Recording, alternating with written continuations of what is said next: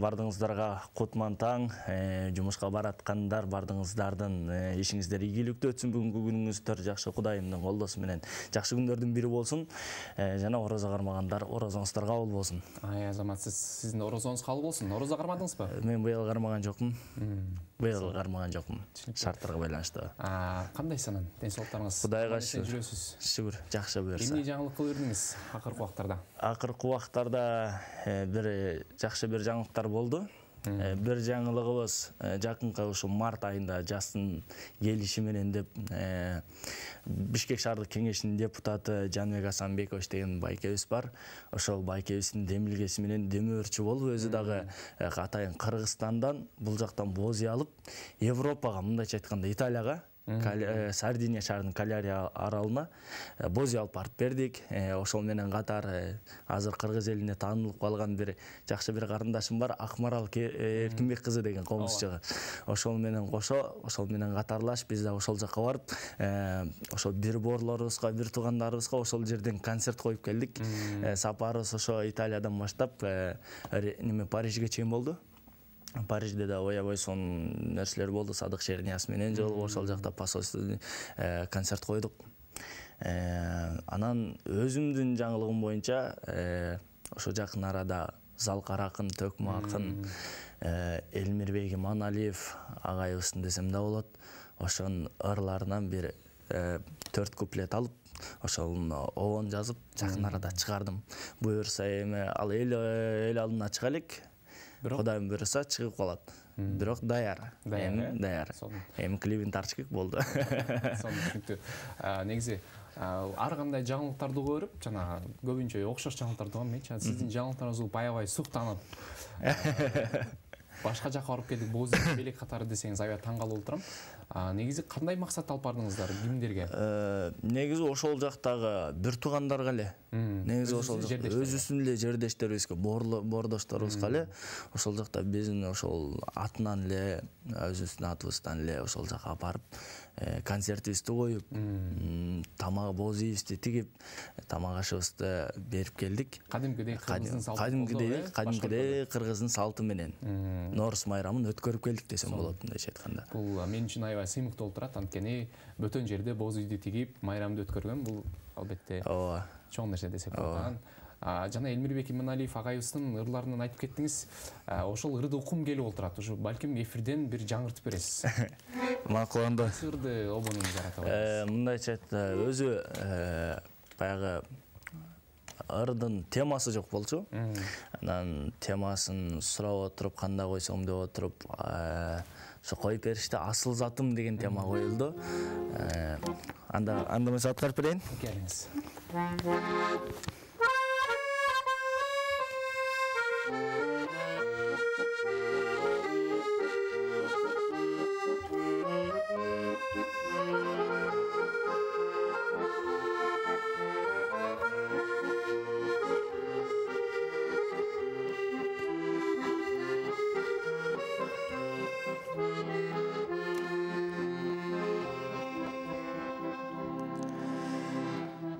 Kanat periştedey asıl zatım, armanım ümit baktım tabılbasım, baştalıp bir özündün tutanganır, basılbasın, örttөsün jalındasın. O menin göngül gölüm, ay çırayım, özüңдөн büttüğünümün aytılarım. Sen meni gün güçündöy eriteler, sezimdin seresine tamçılayım.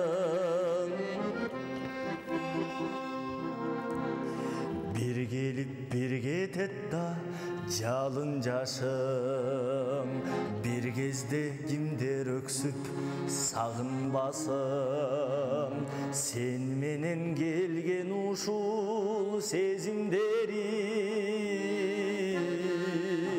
селдесин есім түгінбөсін арылбасын о менің көңіл көлім ай шырайым өзіңден бүттейнемін айтыларым сен мені күн күчүндөй эрите бер сезимдин сересине тамчылайым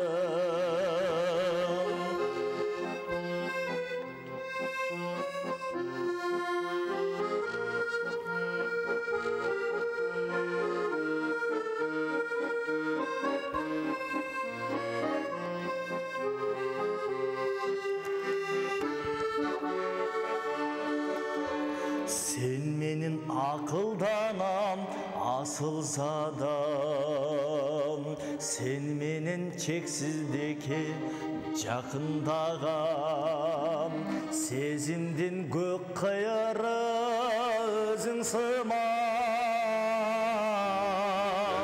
Sen jaktan çıkkan gündü batırmagam O menin göngül gölüm aytırayım Özünden büttüğünümün aytılarım Sen meni gün güçünde erite ver Sezindin seresine tamçılayım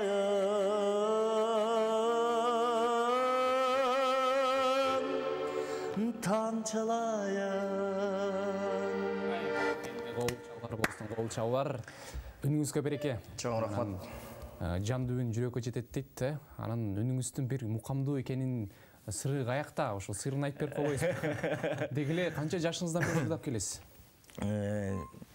Мен чындыгында биздин өзүбүздүн баягы чоң аталарым да бар бул чыгармачылык жак. Ошо чоң атамдын эң күчүү баласында бар, биздин бир туугандардын арасында да бар. Азыр бир байкем консерваторияда окуйт. Бир туугандардын арасында да бар. Айтор бул өзү мукамдуу үнүндө өзүмдө анча айта албайм, бирок эл тараса эл сынчы дейбиз да. Анан эл баалайт. Ушунча сиз баалап аткандайын айта берели. Бул ошо чоң аталарыбыздан келген нерсе. Демек, бул талант каныңызда эле бар турбайбы? Каныбызда бар. Чоң аталар жактан да бар, тайта жактан да бар. Тайын мырдачы. Негизи обону өзүмдүкү дедиңиз да? Анан ушул жаштыгыңызга карабай ушундай таланттын ээсине ээ болуп, обон жаратуудагы бул көптөгөн адамдардын колунан келе бербейт негизичи. Анан обон жаратууда кандай учурда сизге бир илхам келет десек болот? Ошол обон жаратыш керек экен, балким эргүү дейли. Эргүү чындыгында мен өзүм могул учурда келет деп эч бир айта албайм чындыгында тактап. Анткени баягы чыгармачыл жүргөн адамдар деле билет, агаларыбыз, эжелерибиз да билет бул нерсени. Эргүү сен кайсыл жакта болбо, азыр деле отурсаң деле бир эргүү келе берет мисалгачы. Кээде ушундай да. Кайсыл жакта болбо, эргүү келе берет. Бирок ошол нерсени кармап калыш да өзүнчө бир нерсе да. Анан ошол себептен бул обонду дагы чыгарып аткан учурда ошо Аманат деген китеби бар, Элмирбек Иманалиев агайыбыздын. Ошол китебин окуп отуруп, бир темасы жогоруларды мен өзүм поэзия окуганды аябай жакшы көрөм да. Ошо китепти ачып алып поэзия окуп берем, анан ошолордун окуп атсам, обонун кайрык өзү келди. Анан үйүмдө бир жаман болсо да бир кичинекей фортепианом бар. Ошо фортепианого салып, обонду чыгарып. Анан бул обон чыкканда, октябрда чыккан, негизинен октябрда чыккан, бирок иштебей жүрө бергем. Унутуп коюп турмун. Анан баягы телефонду зеригиштүү болгондо телефонду карап запистерди угуп атсам, көрсө бар экен.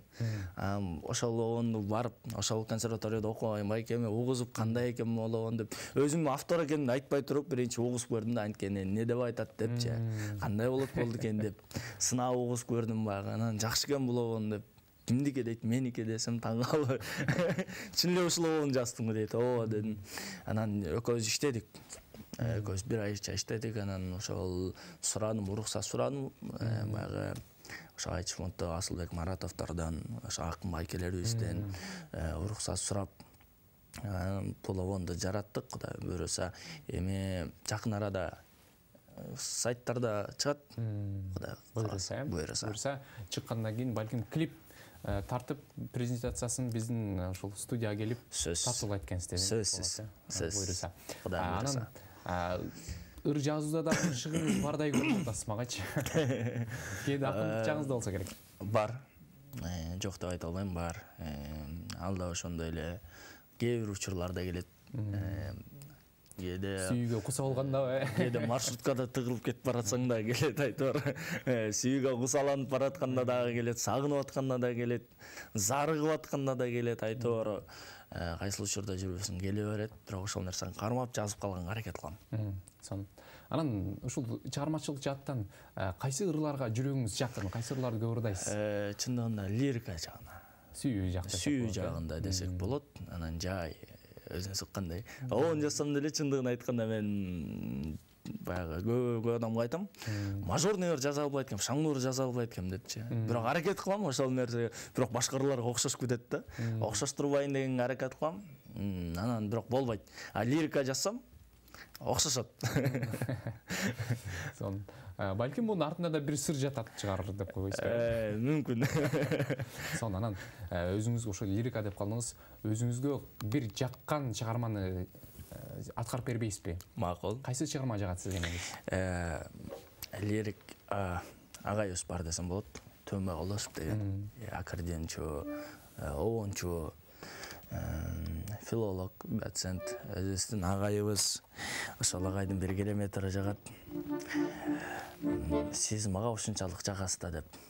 Оонду Төмө Олошовдуку, сөзү Фаризат Асанкалый кызыныкы. Ошолорун аткарып берген өңүсү.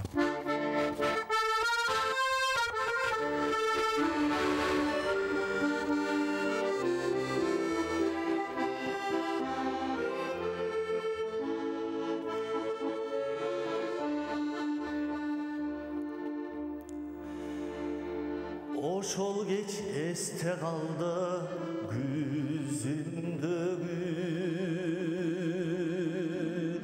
көргөндөн үмүтүме жүзүлбөдү жүрөктү жүзгө бөлүп кеттиң окшойт жылдыздай уя чалар жылдыздай уя чалар жүзүңдөгү сиз мага ушунчалык жагасыздар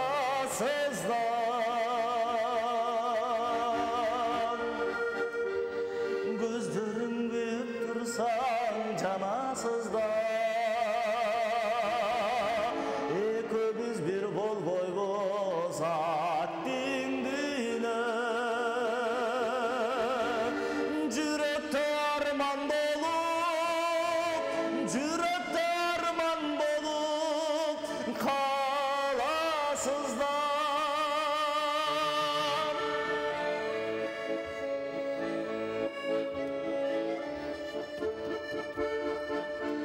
жүргөндө жадап турмуш бардыгынан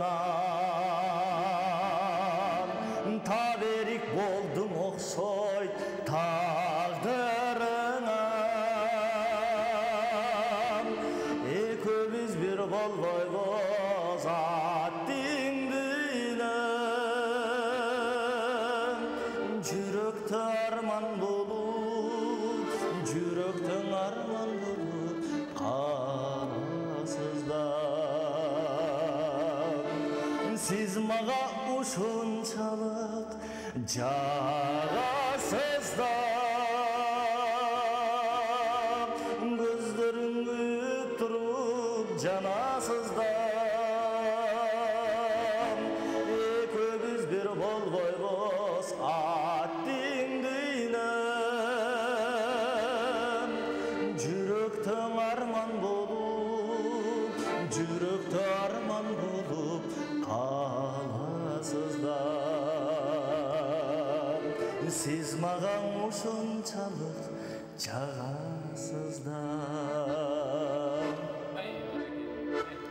чабуулар болсун, кол чабууларын дүңгүрөгөн. Анан чертип отурганыңызды көрүп бир нерсени сурагым келди.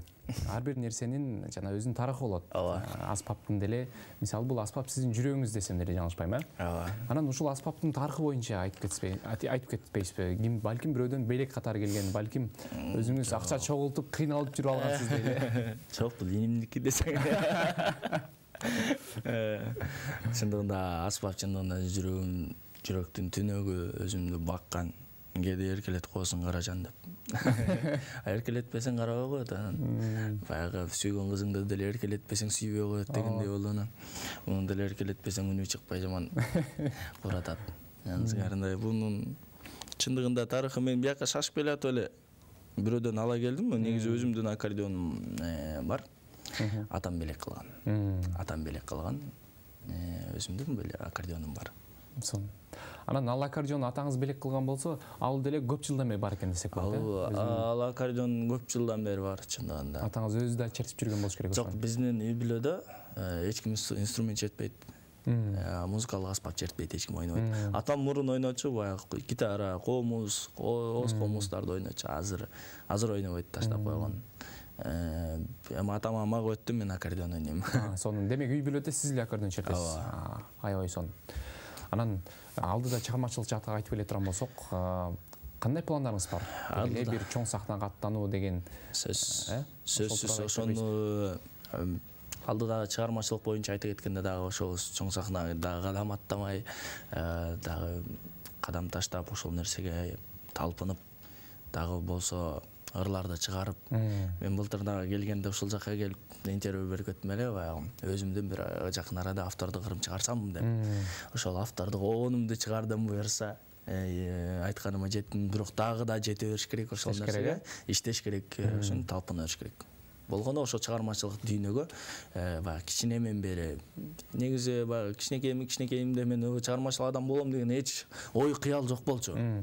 Бирок телевизордон көргөндөрдү мына сыктан койчумун да, мен да ушундай сахнада болсом деп. 4-класс болгон кезде атам бир тойдон менин ырдагымды көрүп калды.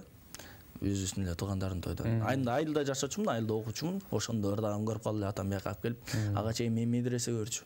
Баягы молдонун баласы ырчы болот деген уктуңуз беле? Мына ошол мен. Атам өзү молду, анан мен ырчымын.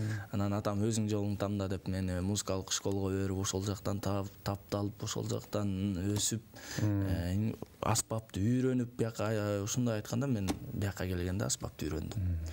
Анан анысыңарындай ата-энемдин ишеничин, үмүтүн акташым керек. Албетте, сөзсүз түрдө аябай сонун айттыңыз.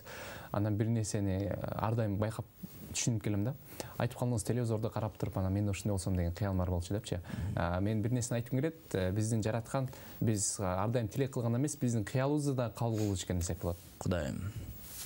Анан буйруса, андан сырткары, чыгармачылыктан сырткары, сахнага аттангандан кийин анан бизге дагы бир чоң жаңылык кылат окшойсуз деп. Сиз айландырып кагазга оросуп берип. Ал нерсени эми ырдап тура берели. Азырынча ырдап тура берели, андан ал нерсени баягы артынан көрөбүз. Анан артында деле ал нерсе кадам таштап келаткан чыгар.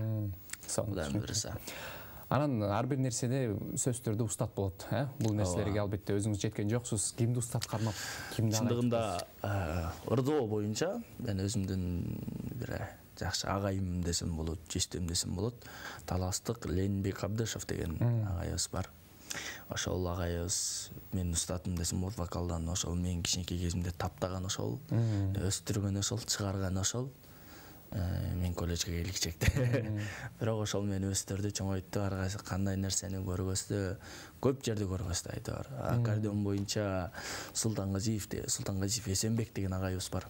Ошол агайыбызга чоң рахмат. Ошол нерсенин баардыгына жеткирген ата-энеме рахмат, бир туугандарыма рахмат. Чындыгында азыр убакыттан пайдаланып салам айтайын. Бардык бир туугандарыма, ата-энеме жана бардыгыңыздарга, кыргыз элиме салам. Баракелде, азаматсыз. Албетте бул нерсеге устатыңызды сүйлөшпөсөк болбойт да, негизи ар бир ийгиликтин аркасында бир адам турат, көрүнбөгөн дейт. Анан азыркы мисалы көп концерттер болду да, орозон бүтүшүнө дагы балким концерттериңиз бар катыша турган. Ошол чакыруулар кандай болот? Азырынча чакыруулар жок, бирок эгерде түшүп кала турган болсо, барабыз, сөзсүз. Сөзсүз барабыз. Андай нерседен калбаш керек. Чакырылган жерден калбаш керек дейт го. Чакырып атса барыш керек. Анан жана айтыштар фонду деп калбадыңызбы? Ооба. Ал жакта кандай аралашып калгансыз? Ошол тууралуу айтып бербейсизби? Ал жака мен ошол Элмирбек Иманалиевдин тексти боюнча эле ошол жака барып тексттер боюнча ооба. Элмирбек Иманалиев менин дос балам болот, жаш Элмирбек, Темирбектер дос балам болот, ак кыздагы курбу болот. Баардыгыбыз курдаш болобуз, мындайча айтканда тең туш. Анан ошол нерсенин артынан эле баягы уруксат суроо менен эле ошол жака барып калгам. Бирок эми ал жакта мен иштебейм, эч нерсе кылбайм. Болгону ошол текстте эле уруксат сураганга баргам. Ошол эле. Түшүнүктүү сон. Анан мага да бир кызык суроо болот. Кээде тойго деле чыгып калган учуруңуз болобу? Кээде эмес. Ар дайым эле. Ар дайым эле. Элдин кызматындабыз да баардыгыбыз эле. Анан тойго чакыруулар болот. Ар бир тойдон калбай кызматын барып кылып берип, ошол нерсени баягы майын чыгарганга аракет кылып беребиз. Баягы ар бир жакшылыктан калбаганга аракет кылабыз. Муну айткан себеби жана башында шаңдырларга бир аз жок экенмин депчи. Анан көбүнчө тойдо шаңдырлар болот эмеспи? Анан тойго чыгат экенсиз, шаңдырлар деле чекире турбайсызбы? Эми баягы чындыгында баягы ар бир жердин өзүнүн немеси аурасы болот дейт го. Ошол бир шаңдурагынан бир келтирип бербейсизби, кандай дейсиз? Шаңдурагынан келтирелиби? Анда эмесе кудаларыңыз кут болсун десең. Төргө төбөз дейсизби? Эт тартылат азыр десем. Тамаша. Анда эмесе Асанкалы Керимбаев агайыбыздын Булактагы кездеши деген бир керемет чыгармасын аткарып берели. Анда той форматындагы.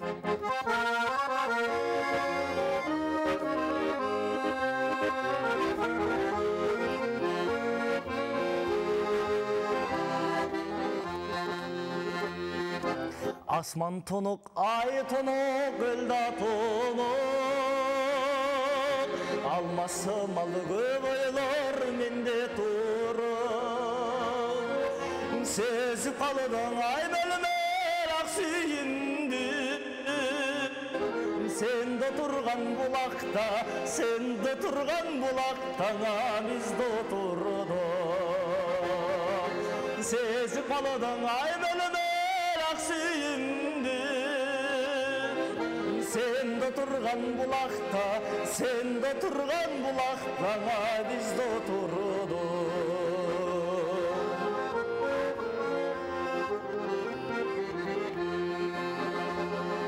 Sen anı sezdin beken, tuydun beken. Mahabat bütün çertemden daneçem. Barısı elbes bolup sağaran alan. Karanın gareginde kaldı beken. Barısı elbes bolup sağaran alan. Karanın gareginde kaldı beken.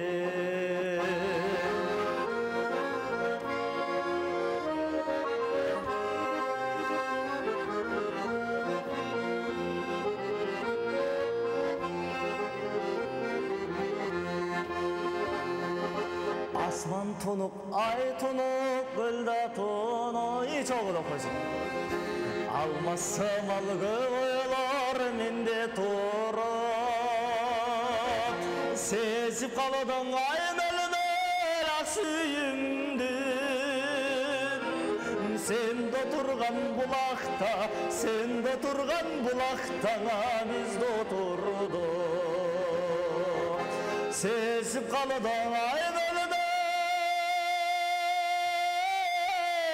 aksıyımdın. Sen de turgan bulakta, sen de turgan bulakta biz de oturduk. Бәлі, тек жаш бақтылы болсын десек. Құда атсаңызшы, мен ичиме мында ойлодум да. Ошол ислам фонограмма жоюлганда жаман сүйүнгөн болуш керек деп. Чындыгында аябай сүйүндүм. Анткени мен бир жолу фонограмманы ырдап көргөм. Чындыгын айтканда, бул фонограмма жоюлгучакты мен ырдап көргөм, бирок өлө жүдөгөм. Чын айтайын, өлө жүдөгөм. Анан фонограмма жоюлду дегенде жаман сүйүндүм. Түнү менен ырдап чыктым дейсиң, Түнү менен ырдап чыктым, чындыгын айтканда жоюлуп атыптыр дегенде эле мен сразу кол коюп бергем жоюлсун деп. Бизде СМС билдирип айткан окугалы. Ислам үнүңө береке, өмүрүң узун, бактылуу бол, ар дайым ийгиликтериңе жет, үнүң өркүндө өсө берсин, дагы обон жаза бер деп. Курманжан деп. Чоң рахмат. Бир тууган эжем. Өтүп кеткен туулган күнүңүз менен кандай? Өтүп көттү, туулган күнү. Биз дактыктап кетели анда. Көчө күнү революция болуп, анан барбай эле коеюн дедим. 7 апрель болду. 7 апрель. Анда өтүп кеткен эжеңиздин туулган күнү менен чын жүрөктөн куттуктайбыз. Ар дайым бар болсун, ден соолугу узун, элдин, жерибиздин кызматын кылып, сыймыл болуп жүрө берсин дейли. Чоң рахмат. Анан фонограмма тууралуу өзүңүздүн оюңуз, пикириңизди бир толук жеткирип койсоңуз. Фонограмма тууралуу өзүмдүн оюм, пикиримди жеткирейин анда. Чындыгында эле фонограмма бизде жоюлган жакшы болду. Бирок бир нерсе жетишпейт. Эмне жетишпейт? Бизде жакшы аппаратура жетишпейт. Аппаратуралар жетишпейт чындыгында. Баягы бизде баягы чет өлкөлөрдө баягы аппаратуралар сонун болгон үчүн алар без фонограмма ырдашат. Анткени жакшы угулат, мисалга. Жакшы настройка болушат. Бизде андай аппаратуралар жетишсиз. Баягы бар эми чоң аппаратуралар бар да, бирок андай чындыгында деңгээлге жете элекпиз. Бирок фонограмма жоюлганы бул аябай сонун болду. Анткени чыныгы талант, чыныгы ырчы, чыныгы адис баягы өзүнүн билген ырчылар бул жолду туура деп айтышат. Албетте. Анын сыңарындай фонограмманы жойгону мага аябай жакты. Мындайча айтканда сиздерге жол ачылды дейсизби? Ийгиликке аябай чоң. Жол ачылды чындыгында баягы. Эл деле тажады.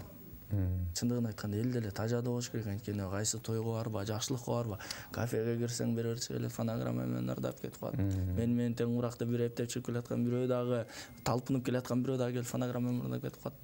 Эл деле баягы үнүн уккусу келип калды. Кандай болду экен депчи, мындай талпын башында чакырып атса баягы келсин ушул ырчы келсин деп калса, ой анын үнү кандай болду экен, фонограмма ырдабайбы дегендер бар да. Мен өз кулагым менен уккам ошол нерсени. Фонограмма ырдабайсыңарбы биздин тойдон деп менден сураган. Анткени ошол баягы тажагандыгынын себебинен болуш керек деп ойлойм да бул нерсе. Анын сыңарында билбейм, эл таразы элсинчи баягы. Албетте. Чыныгы ырчы бул нерсени колдойт. Мен колдойм дейсизби? Колдойм. Албетте. Сон. Анан ушул чыгармачылыктан сырткары, ырчылыктан сырткары эмне талантыңыз бар? Балким биз билбеген, жана азыр каты олтурган. Бар болчу деп коеюн. Эмне талант бар болчу менде? Балким алып баруучу тамада жагында иштеп каласыз. Ал чыгармачылык чыгында анда алып баруу. Сөзсүз түрдө дейсизби? Ооба, сөзсүз түрдө ал жана тойго барып атсак анан чекелеп ырдап коюу эмес. Ошол жактан баягы маанайын көтөрүп тамада болуп, ошол жактан билбей бараткан нерсени үйрөнүп, ошол нерсени кошуп кетип, ага чейин бул нерсеге чейин мен баягыда да айтып кеткем, ошо интервьюларга бияка келгенде оператор болуп иштечүмүн. Кичинекей кезимден 6-классыман баштап Азамат деген байкем бар.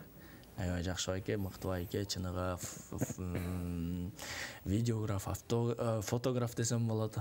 Автограф десеңиз эле болот. Автограф десең да болот. Чындыгында автограф алчу эле байке өзүнөн деле. Анан ошол байке мени таптап, такшалтып, тойду көрсөткөн. Чындыгында мени тойго үндөгөн ошол байке. Ал учурда мен камерамен тарчумун да, тойду өрүп, үйрөнүп 5 жыл иштеп турдум мындай эсептегенде оператор болуп. Андан кийин оператордон кийин чыгып, ошол жакты көрүп, аккордеонумду учактап, тойго чыгармачылыкка аттандым. Сиз ошол оператор болуп тартканча үйрөнгөн турбайсызбы? Ооба, тартканча чындыгында тартканча үйрөндүм мен. Сон. Негизи биздин убакыт аяктап баратат, акырындан убакыт зымыраган куштайт. Сизге бир чыгарма сураналы. Сөзсүз. Бир чыгарма менен аяктап берсеңиз, аябай көрүүчүлөрүбүз да сүйүнүп калат болуш керек. Кандай чыгармалардан аткарып берсек? Дагы бир өзүңүзгө жаккан чыгарма болсун. Өзүмө жаккан чыгармалардан. Өзүмө жаккан чыгарма көп чындыгында. Аябай жагат, баардык чыгарманы баягы жөнүлөрүндө эмес, бир нерселерин элестетип ырдап атып уже баардыгы өзүмө жагып калган да. Ансыгарындай дагы бир керемет чыгарма аткарып берели. Мага көбүнө Асанкалы Керимбаев агабыздын чыгармалары жагат. Ошол чыгармалардан аткаралы Гүл кайыр деген бир сонун керемет чыгармасы бар. Элдин жүрөгүнөн түнөк тапкан чыгарма. Тойго барсаң көп суранып, ошончо аткара берейин. Тойго чакырып коюшса дагы.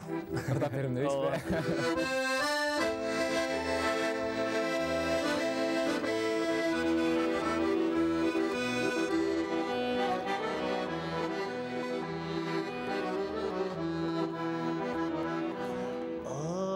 Gül sağa varam deyip ırıska bütse çağar deyip oyloğum nemese gelin o sonda sizin tavam deyip oyloğum nemese gelin o sonda seni tavam deyip gül kayır sağa varam deyip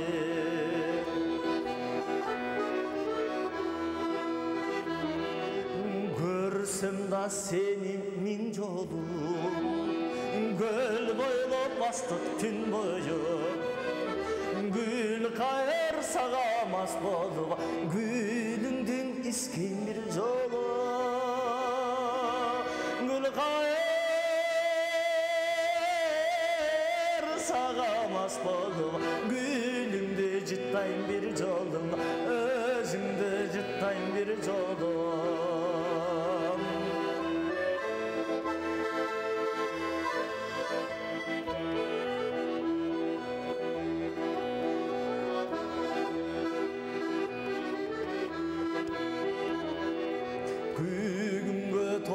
geçimdi gül kayır kayna getirdim gül kayır güldün koşemin gülündün sön geçirgen gül kayır güldün koşemin gülündün sön geçirgen gün ölüp olsam geçirgen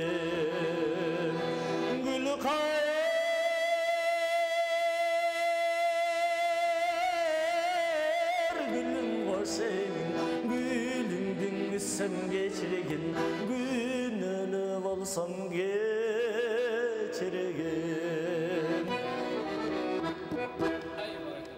Çok rahmat Önünüzгө береке ар дайым бар болуңуз чыгармачылык ийгилик каалайлы ар дайым ушундай алтындай болгон убактыңызды бөлүп келип бизге ушундай жандуу үнүңүздү тартуулап бергениңизге терең ыраазычылык билдиребиз. Чоң рахмат. Рахмат сизге. Сиздерге дагы албан ийгилик чоң ишиңиздерге бар болуңуздар. Ушундай жаш мага окшогон жаш таланттарды чыгарып эле элдин жүзүнө көргөзүп, ошолорду тааныштырып, талантын алдыга жылдырып эле жүрө бериңиздер. Ай баракелде, азаматсыз сизге да терең таазим. Чоң рахмат. Ардактуу көрүүчүлөр, мынакей ушундай жагымдуу чыгармадан соң эфирибизди алдай улантабыз. Кезектеги чыгарылышты Жылдыз Төлгө берели, андан соң эфирибизди улантабыз.